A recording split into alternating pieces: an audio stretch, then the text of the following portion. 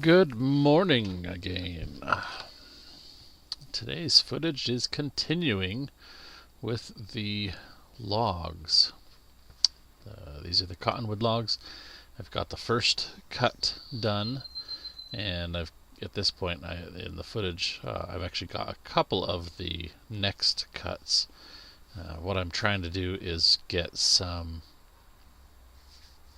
4x6 boards out of them that I'll use. Eventually these will become the chicken coop that we have. It's being built with 4-inch by 6-inch lumber for the entire structure, for all of the flooring, all the posts, and then I used 4x8, I think, for the roof, if I remember right. But I wanted to actually provide a comparison here for the effort and time involved with the chainsaw mill versus the bandsaw mill, because it's a pretty stark difference. Now I still don't think I made a mistake starting with the chainsaw mill, but what I've got going on here on the bottom is the real-time footage now, and I'm just pulling out the winch line, and then on the top I've got a larger log. Actually, I've got two larger logs on the bandsaw mill, and I'm just getting things set up and adjusted.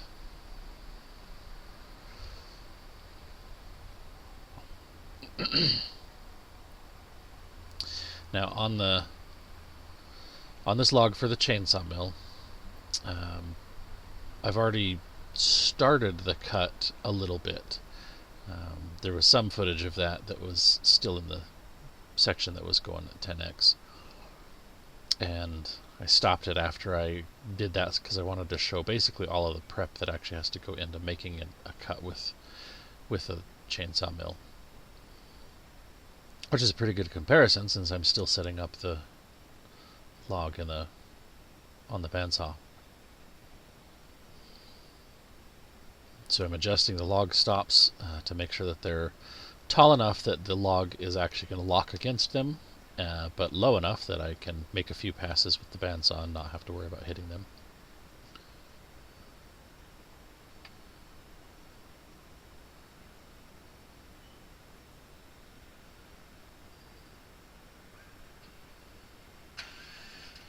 I'll go get that started, and I tried to time these so that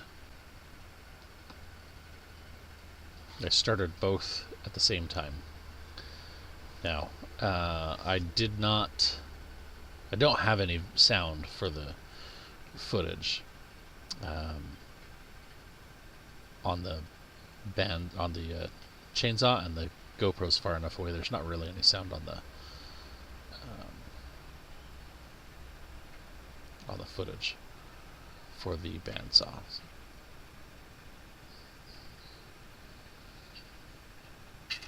But there's, a little bit. So since I don't usually get sound, especially when I do the 10x stuff, I figured I'd leave what little sound is there, so anything you're hearing is going to be that bandsaw as it goes, but it's pretty quiet and distant from the camera. And as you can see, the chainsaw has been running, and I'm cranking, and there is just not much progress.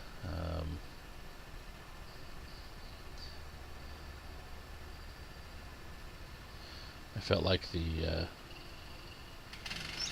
oiler needed a little bit of a adjustment, so that had to be a little bit of a pause there. I do occasionally have to adjust the water drip on the bandsaw, which I guess that's another win for the bandsaw. I don't have to put oil on the chain. In fact, it actually causes problems if I do. So It's more environmentally sound, more environmentally friendly. Still uses gas to run the engine, obviously, but alright, there's the first cut done. And since I've got 2 logs, I'm going to adjust it a little bit. And then there goes the second cut. Like,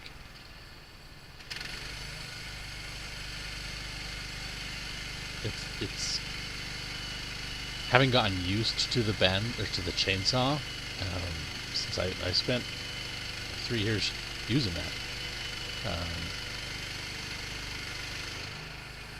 It blew my mind the first time I made a cut with the bandsaw, and it still is such a pleasing surprise every time.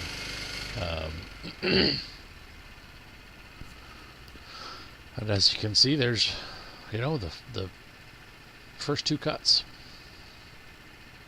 So I've got the slab wood cut off the top of both of those logs. And we'll just add those to my firewood pile. I was actually working on building I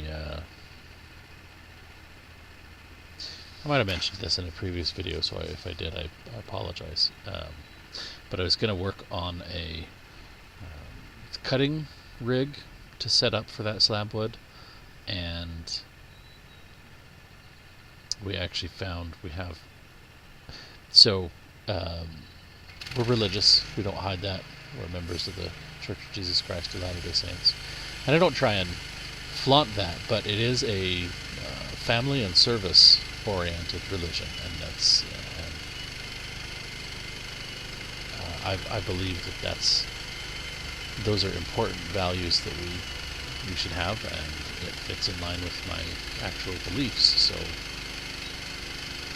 we're members. There you go. The second cut, I timed that one a whole whopping 27 seconds for that live edge slab.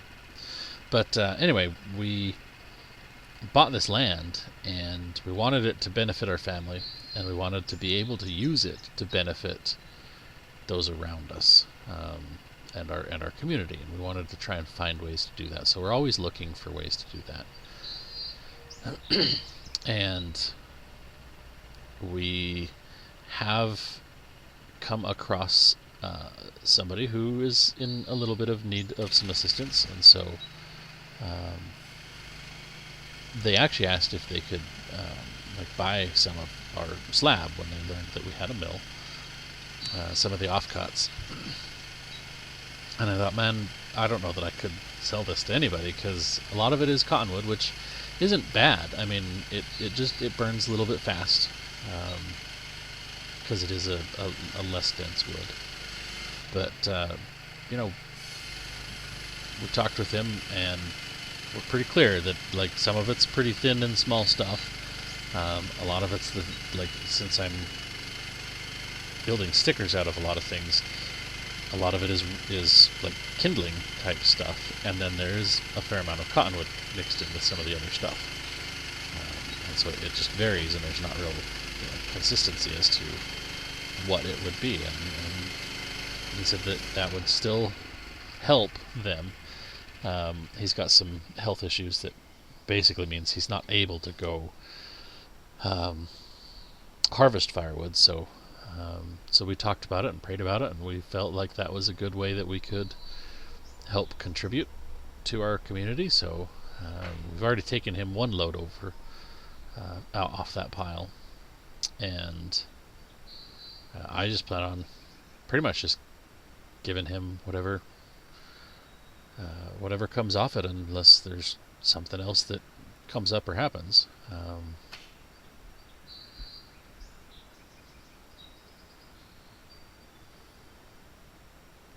So now I've got some Doug fir 2x3, 2x4-ish boards that I can do something else with, I guess. Maybe I'll throw those in actually with the next load I take over there, because if I don't need a slab cutting setup, then yeah, I don't know. But anyway, so what I was doing here is checking the punkiness to make sure, because some of these logs have been sitting around for a little while, and so towards the outer edges sometimes they do tend to get a little bit soft. So I'm double checking to make sure that that's not going to be an issue. And I generally tend to do that just by kind of stabbing it with a knife and see how far in it goes.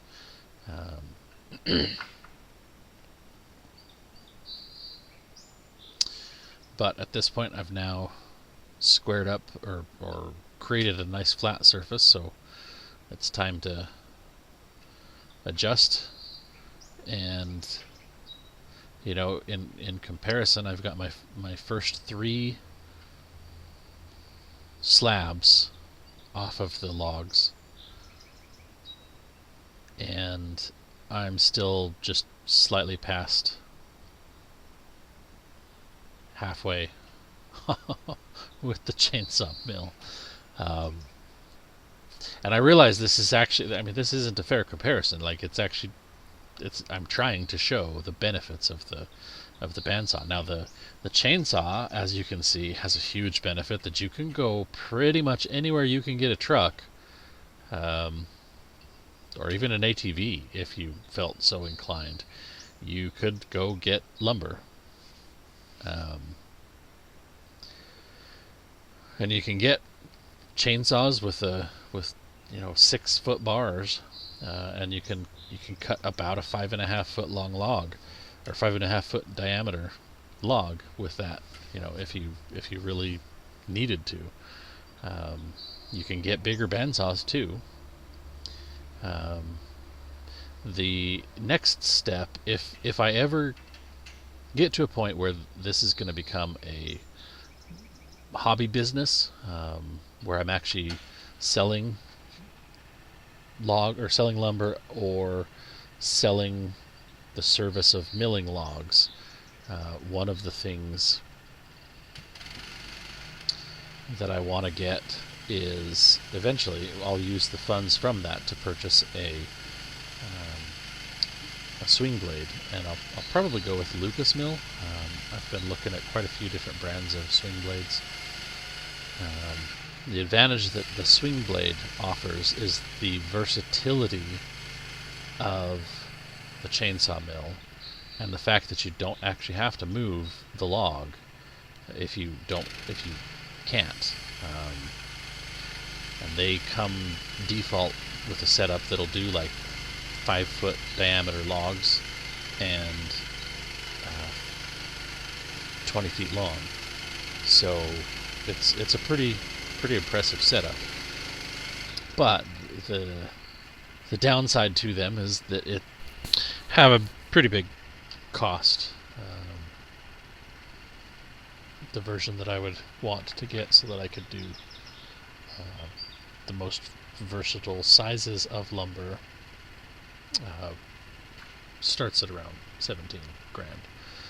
So it's a pretty big investment, but it would be pretty awesome to be able to load that up on the truck with a trailer and then head out to a site wherever and set it up over the log, start milling, just pull boards off as you go, set it out, tear it all down, put it all back on the truck, and then head home. Be a pretty sweet deal.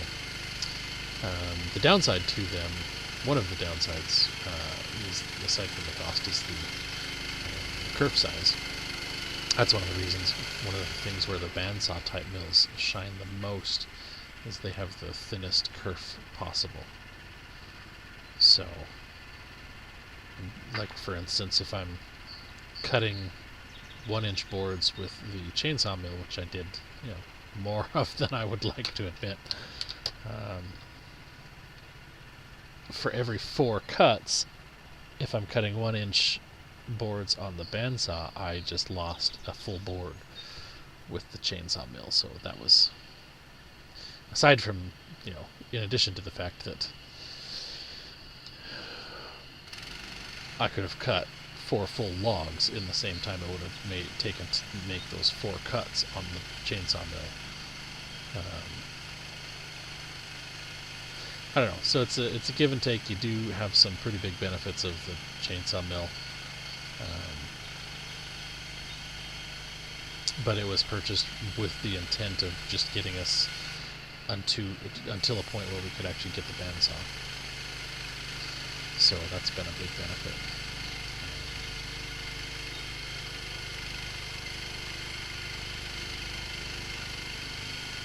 And having a longer track on the bandsaw has been a huge benefit too. In fact, when we start building the barn, we will probably have to add another extension or two onto the mill, so we can mill the length of logs that we need to be able to get the rafters that we need. And there are ways around adding an extension. You can put the log on a ladder and slide the ladder back and forth. Therefore, you're sliding the log back and forth, so you cut a chunk. And I haven't done this, but it's my understanding that you would make a cut and then back the mill all the way out, cut that with the chainsaw, pull that cut off, and then slide the ladder and finish the cut, pull that off, then roll it on the ladder and slide it. I mean, yeah, so it's possible to do longer than the bed of the bandsaw mill, but it's a lot of extra work to be able to do that.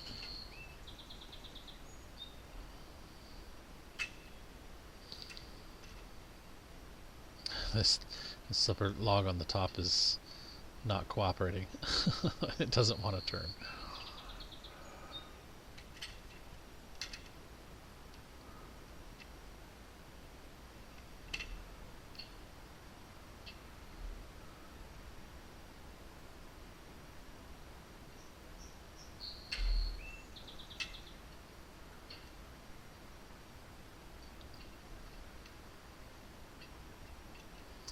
And on the chainsaw mill, I'm so close.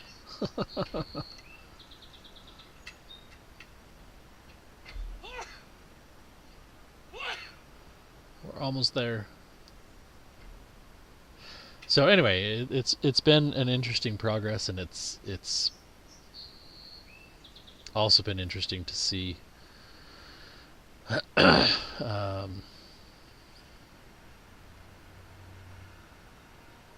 just the differences.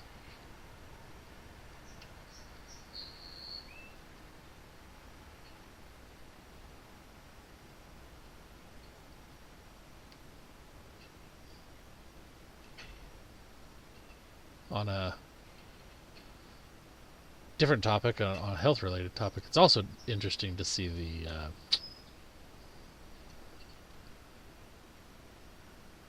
the health difference.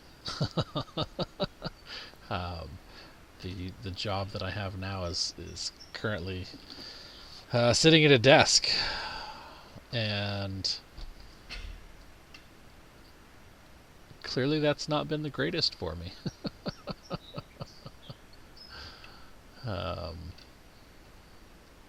It's kind of interesting to see that comparison directly from 3 years ago. I mean, this footage was almost 3 years ago, because it was from August of 21, and it's now July of 24. So, alright, so there, we're done. We've got that slab cut.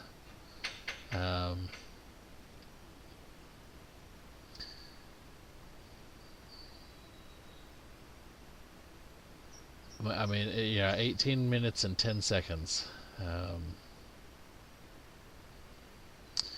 for just that one cut. Ran out of gas partway through, had to top that off. Crawling on the ground the whole time. The winch was definitely a back saver. If you're going to get a chainsaw mill, I absolutely 100% recommend the winch. It's not hard to build one yourself, and to just modify a boat anchor winch or a boat ramp what's it actually called? Just a winch for a trailer, for a boat trailer. I ended up replacing the cable with paracord, specifically so that it would have a little bit of give. I found with the cable that it didn't have any flexibility at all. So if you put too much pressure on it, you have to undo you have to loosen the winch, back it off, then you can start the chain again and start moving forward.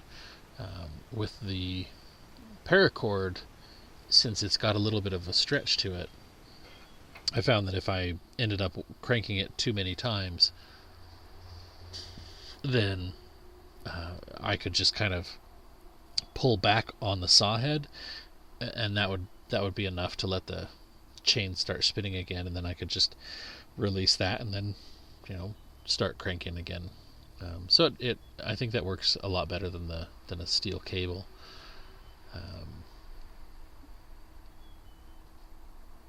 I had originally built like a sliding mechanism that you'd screw into the end of the log, and it had an angle on it, and so you could slide a mechanism up and down to adjust for the height. And I ended up coming up with that just a screw in the end of the log is actually the best. So I would just put one screw in and then hook the pulley for the winch on that screw, and that was far easier than the other thing. And so here you go. Again, run out of gas. Was a super common thing. I would top it off before every cut, and a lot of cuts I'd still keep going and have to top off partway through. So yeah, imagine without that winch, the whole time I'm working on that log, I'd literally be just pushing.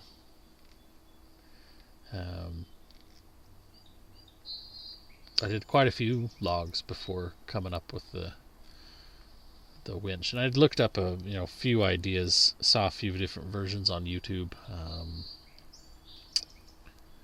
I want to say Samurai Carpenter was one of the two that I ended up using the biggest ideas from.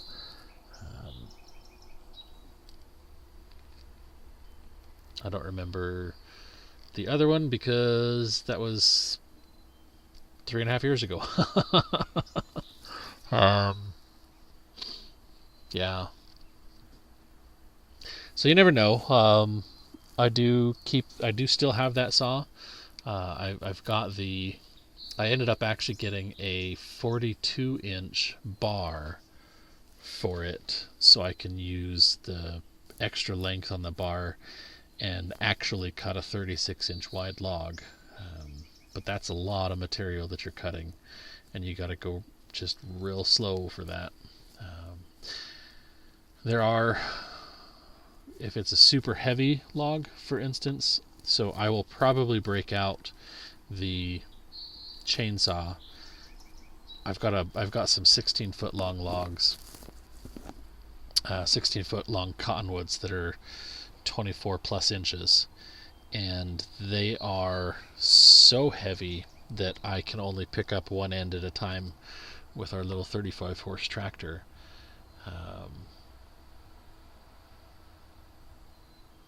So I'll probably set up the chainsaw and make the first few cuts on those logs so that I can get something that I can easily maneuver. And then once I get, so the goal is to have 2x6 or 2x8, probably 2x6s that we'll use for decking on some trailers. And I've got my trailer, I've got two buddies' trailers, and I've got another guy that wants to buy some from us for one or two of his trailers. So I need quite a few. I think on my trailer, since I have it exposed, I'm actually going to take some material from other trailers, some actual framing from other trailers, and I'm actually going to weld a center brace onto that, and then figure out how to secure those in the middle of the trailer, so I can do a 8-foot piece instead of a full 16-foot piece, and do 2 8-foot pieces with it secured in the middle.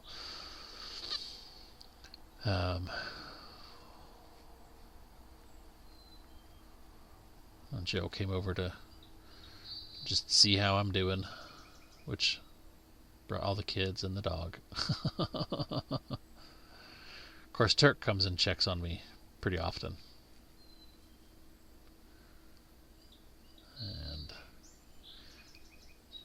I decided it was time to set up the small, this is a still farm boss 271, I think. That's a little, I want to say 60cc saw head, whereas the FarmTech MS60 is a 98cc saw head. I've got a little edging mill that I can mount to the bar of the smaller saw, and that's how I rip these down for being able to do the side cuts.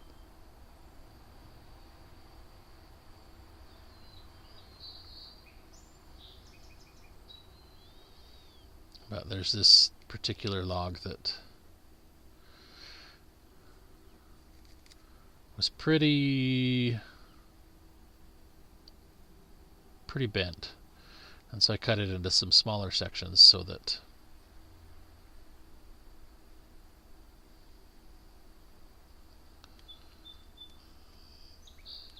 I could get as straight of sections as possible, because I'd rather have like two 5-foot sections that are almost straight rather than a 10-foot section that's got a noticeable curve to it.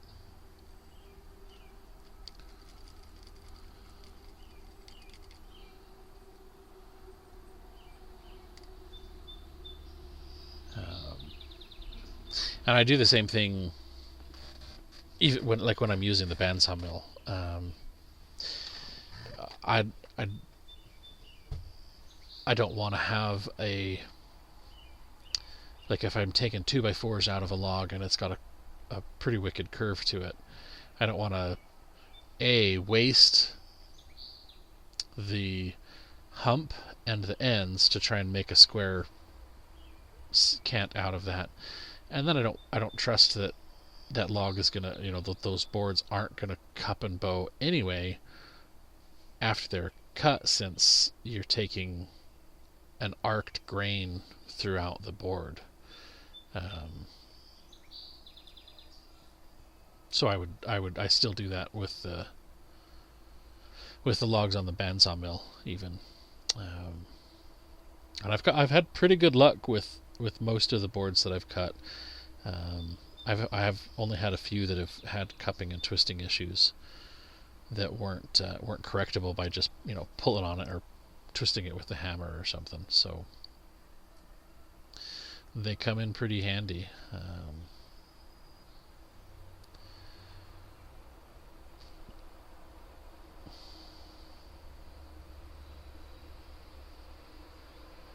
It was kind of fun.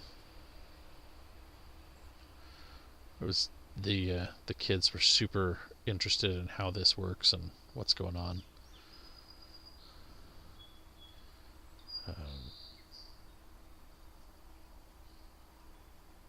And then it basically made a little playground for them.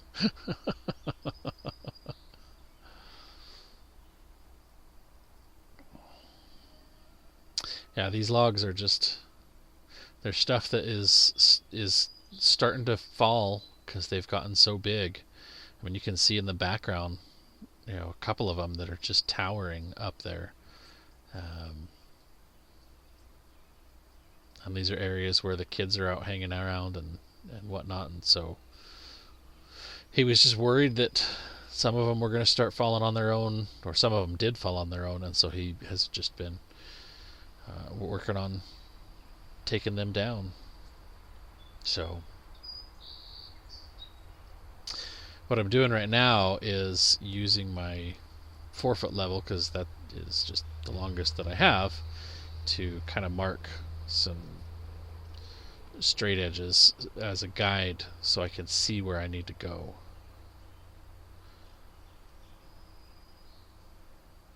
I used a string to actually get that line, and then just used the level to make sure I'm drawing a straight line with the marker.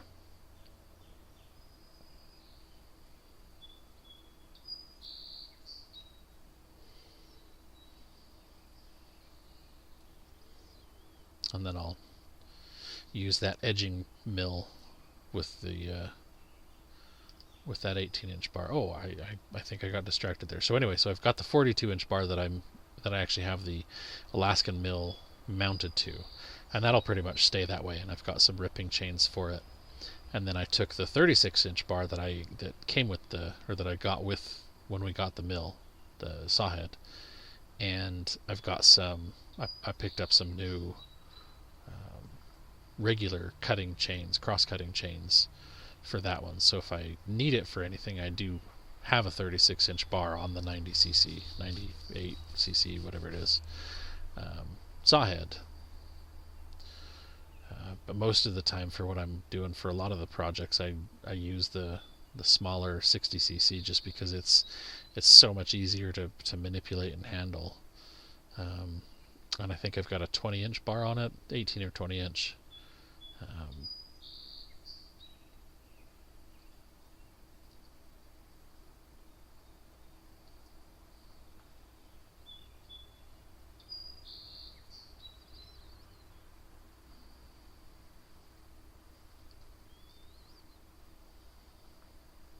There's just so much. Yeah, see there, I've got that little edging mill there in my right hand.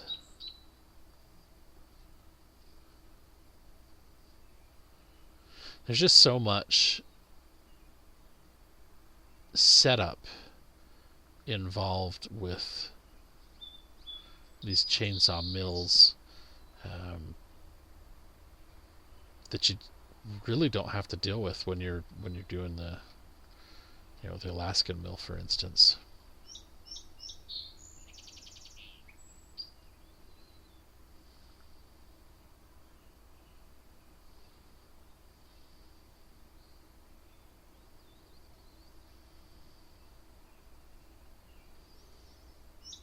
I don't recall what it is that I'm actually doing here.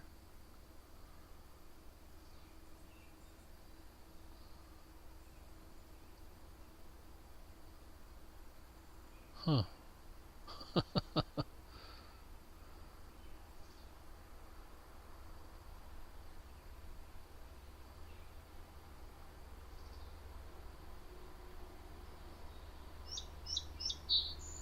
I mean, it looks like I'm trying to edge that without the edging mill. Oh, no, that's exactly what I'm doing. Huh. I don't remember doing that. How odd.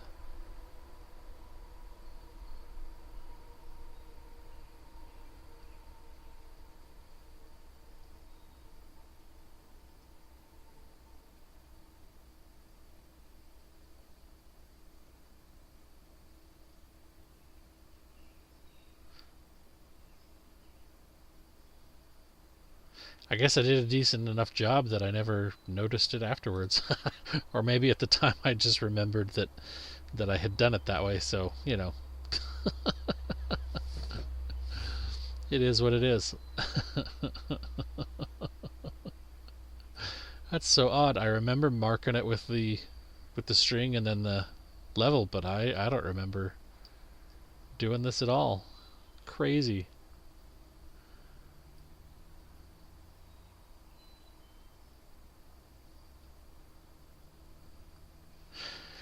Yeah, these 4-inch thick slabs of cottonwood are not an easy thing to manipulate. Cottonwood's one of the heavier woods when it's wet, which is kind of crazy because it's one of the lighter woods when once it's dry. But when it's wet, it is crazy heavy.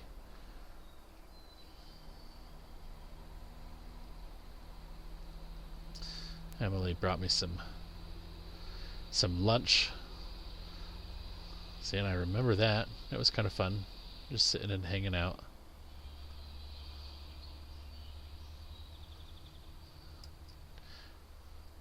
Turk thought he might get some, so he decided to hang around.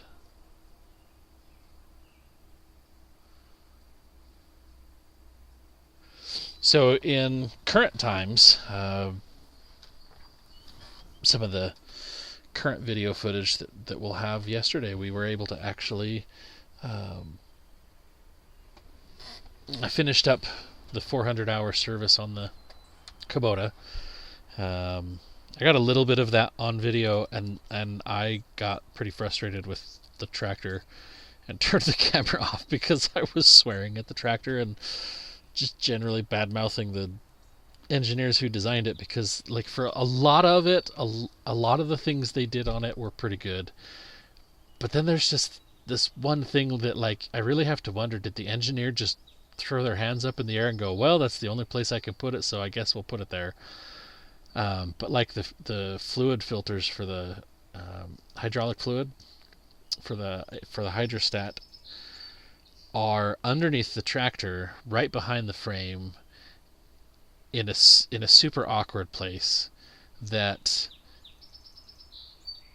is nearly impossible to use. So, in fact, I got all of the filters for the machine swapped out except for one, and it turns out it's some kind of pressurized filter instead of, like, most of them are suction filters, I guess.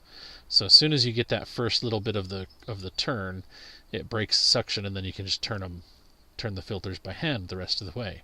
But this one particular filter apparently is a pressurized filter, and even releasing the pressure from the hydraulic system doesn't, like, I could undo the hydraulic couplers and there's, no problem, so there's no pressure in the lines, but this particular filter somehow has something going on with it, and I was literally deforming the filter.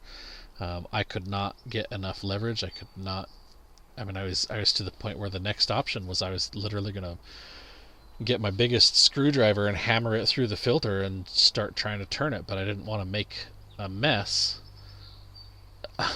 where I was. So for the moment, I ended up just swapping everything else out and leaving that particular filter there, which I know is not the greatest thing for it, but it is what it is. And then there's just some other things where, like the fuel filter, for instance, you've got literally 3 different lines wrapped around the fuel filter, so it makes it difficult to get the filter wrench on it. And then once you get it loose, the filter's like 3 inches tall, and you have like 2 3/4 inches of clearance between the top of the filter mount, or excuse me, the bottom of the filter mount, and the frame or the engine list. I'm trying to think what it was that it sits on, and so I'm trying to move these 3 lines without risking damaging anything, and trying to lift on the fuel line mount, and it was just annoying. So they did a lot of great things with the design of the engine. They did a lot of dumb, idiotic things, like the exhaust, for instance, comes down off the bottom of the engine on the left side of the engine if you're sitting in the seat, and it's down there with the axle of the front end. Now, on the one hand, that's great because it's kind of out of the way. You don't have it, like if you look at Joe's tractor here in the background, the exhaust comes straight up right in front of you. Which isn't an issue. It's you're sitting there, it's blowing the exhaust up over your head, so it wasn't ever an issue, for at least for me, while I was driving. Oh, see, there you go. I've got that edging mill put on there, and you can see it just is much faster than trying to do it by hand. So I don't know, maybe I was just trying to see if it was worth setting up the edging mill, but that's how I remember doing these cuts, is with this edging mill. So anyway, but like in theory, that's a great place to put the exhaust, because it's easy, it's out of the way for most things until you get stuck, or until you hit drive over a rock or a log or something. And if you're actually out using the tractor in a field, then it doesn't work. So I've banged up that exhaust port a few times, because it has, and maybe the problem that I have is that this Kubota is designed as a hobbyist's tractor and not a farmer's tractor or a forestry tractor or whatever. But there's just been so many things where I look at this and I go, why did you do that? I fight with, every time I put the 3-point hitch on, I have to fight with the fact that there's mounting for the backhoe, which is pretty frustrating. So I need to replace the telescoping lever button thing for the 3 points, because it actually hits the backhoe mount if you put the 3-point up too high. I don't know, there's just lots of little things that just seem like poor engineering design.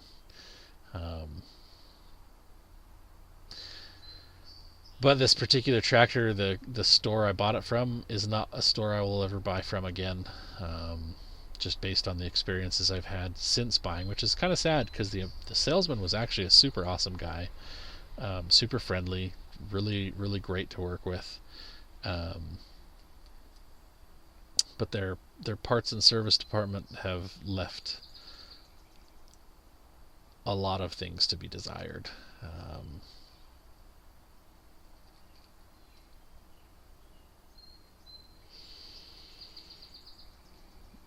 And then there's been 5 different times where nuts and bolts have come loose and literally fallen off because they just weren't put on. Like, the tractor wasn't built correctly, in my opinion. It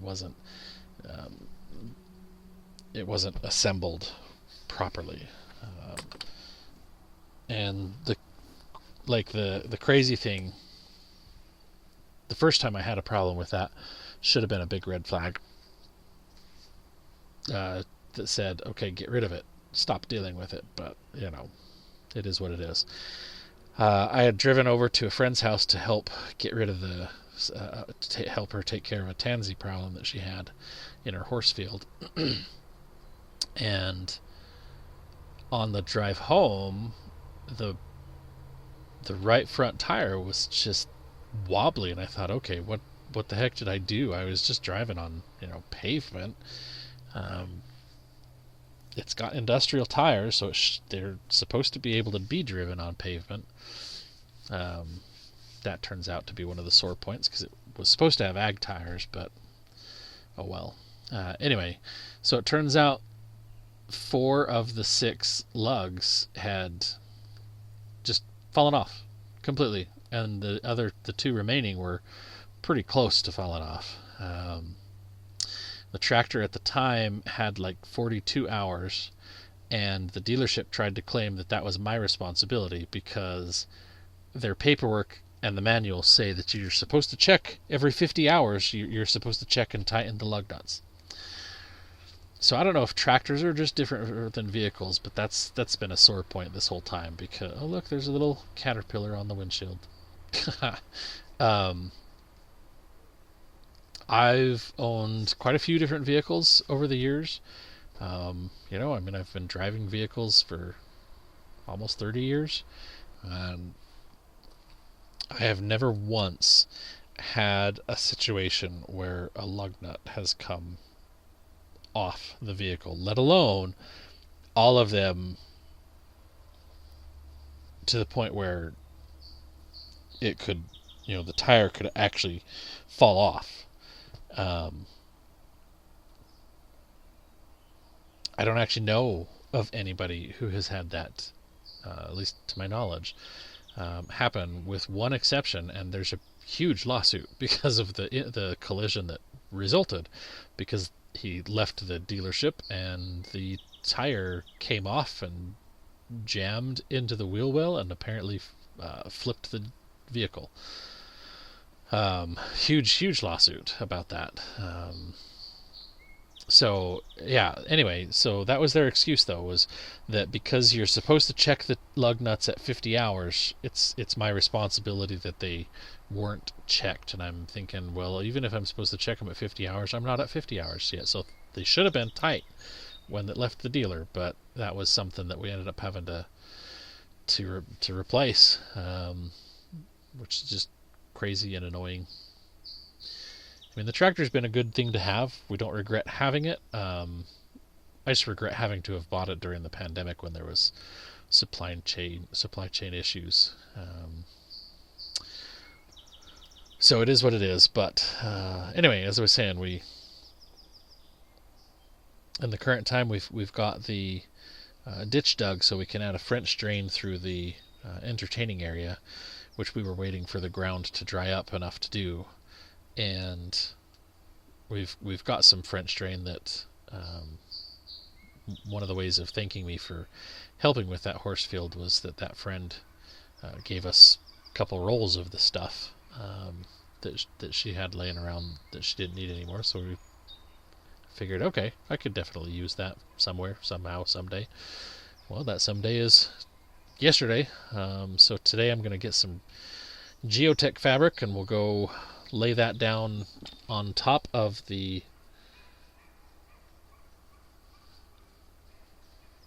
actually, you know what, I might even lay it down in the ditch before we put and then put the weeping tile on top of that, just as an extra layer of dirt barrier.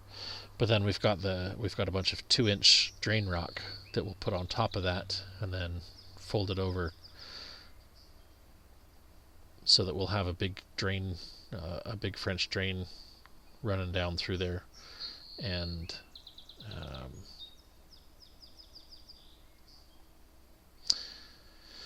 that'll hopefully help eliminate the moisture problem that we have through there. We got everything leveled last fall, and we actually got it seeded in anticipation of that being completed, but it turns out it wasn't quite enough. Just grading, there was still just a little bit too much clay content. So here I've got the dash cam footage, and I'm just loading the finished 4x6 beams, posts, whatever they're going to end up being. Floor joists, I think, was what most of this particular load ended up being. And that's kind of crazy to me how much they ended up making that back end sink. Was probably more weight than the Dakota is actually capable of handling, but it handled it okay, and I didn't have any issues, so that was a good thing.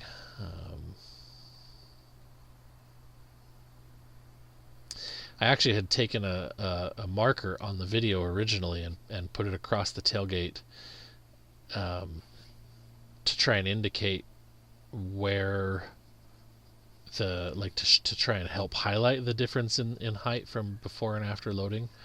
But that didn't work because I quickly realized that every time the tailgate moved down, the camera mounted in the cab moved. It didn't move, and so its view moved down also. So oh well.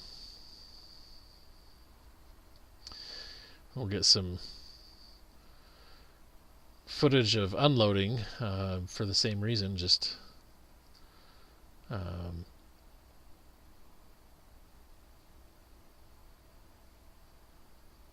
yeah, this was back when Charlie was still a brand new puppy to us.